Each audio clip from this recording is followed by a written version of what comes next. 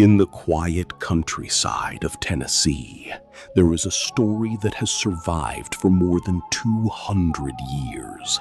A story so strange that many people still debate whether it was a haunting, a curse, a mass hallucination, or something far darker. It is known as the legend of the Bell Witch, and many consider it the most famous paranormal case in American history. The story begins in the early 1800s when a farmer named John Bell moved his family to a large piece of land near what is now Adams, Tennessee. The Bell family was respected in the community. They worked hard, attended church, and lived what seemed to be a normal frontier life. Nothing about them suggested they would become the center of one of the most terrifying legends America has ever known. For several years, life was peaceful. Then strange things began to happen. One evening, John Bell noticed a mysterious creature standing near his cornfield. At first, he thought it was a dog. As he got closer, he realized it looked unlike any animal he had ever seen. Startled, he fired his gun at it, but the creature vanished into the darkness without a trace. A few days later, members of the family began hearing unusual sounds around their home. At first, the noises were faint. They sounded like rats scratching inside the walls or something moving across the roof at night. The family ignored them, believing there was a simple explanation, but the sounds became louder.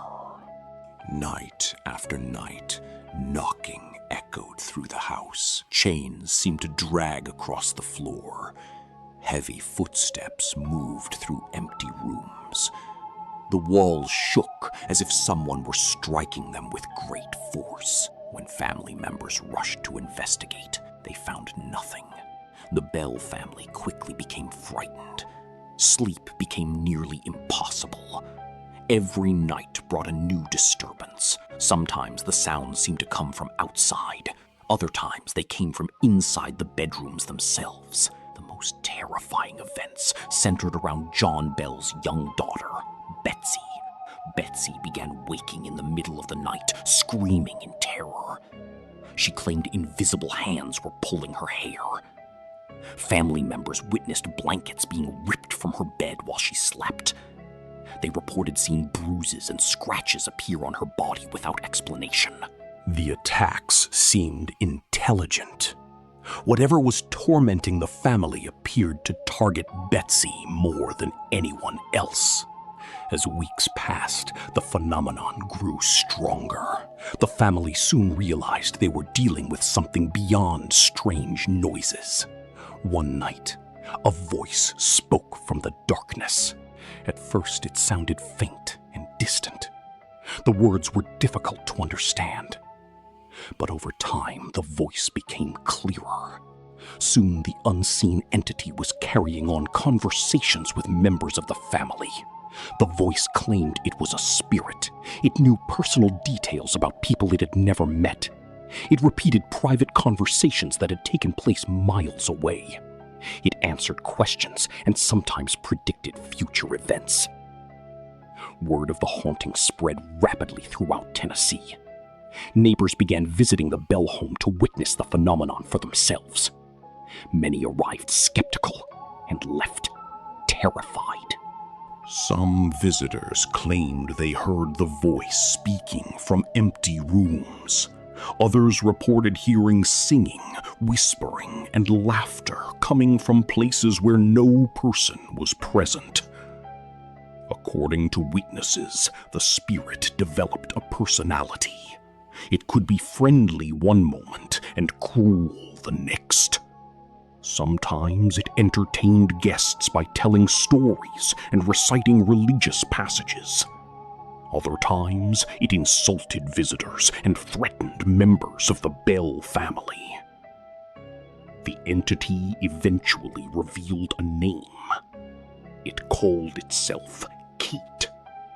From that moment forward, many people believed the Bell Witch was responsible. Whether through fear, stress, or something supernatural, John Bell appeared to be deteriorating before everyone's eyes. The haunting attracted attention from across the region. Travelers journeyed long distances hoping to witness the mysterious spirit. Stories spread through newspapers and word of mouth. Soon, the Bell Witch became one of the most discussed paranormal events in the American South. One of the most famous legends connected to the case involves future U.S. President Andrew Jackson. According to local stories, Jackson heard reports about the haunting and decided to visit the Bell farm with several companions. As their wagon approached the property, it suddenly became stuck. The horses refused to move. Jackson's men attempted everything they could think of, but nothing worked. Then, an unseen voice reportedly called out from the woods, telling them they could proceed. Immediately afterward, the wagon began moving again.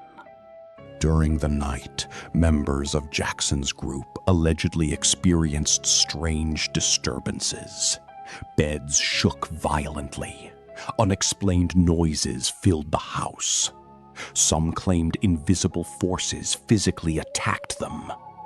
The following morning, the legend says Jackson left the property and declared he would rather fight an entire army than spend another night with the Bell Witch.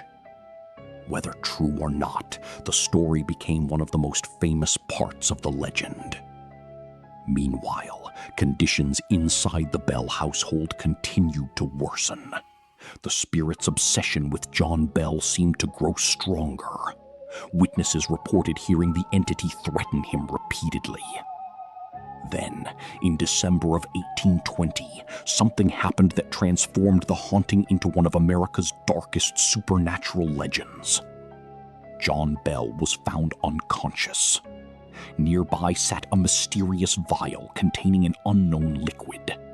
No one knew where it had come from.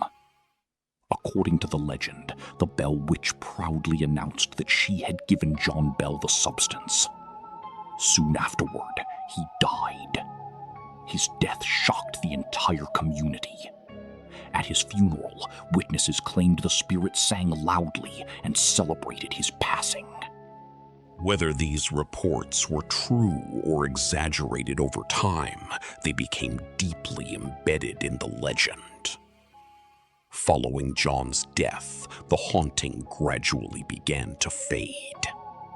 The Bell Witch announced that she was leaving.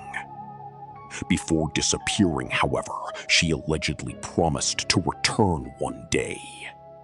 For years afterward, stories continued to circulate. People claimed they heard strange voices near the old Bell property. Others reported seeing mysterious figures wandering through nearby forests. Many believed the spirit never truly left. Over the decades, the Bell Witch legend grew larger than life.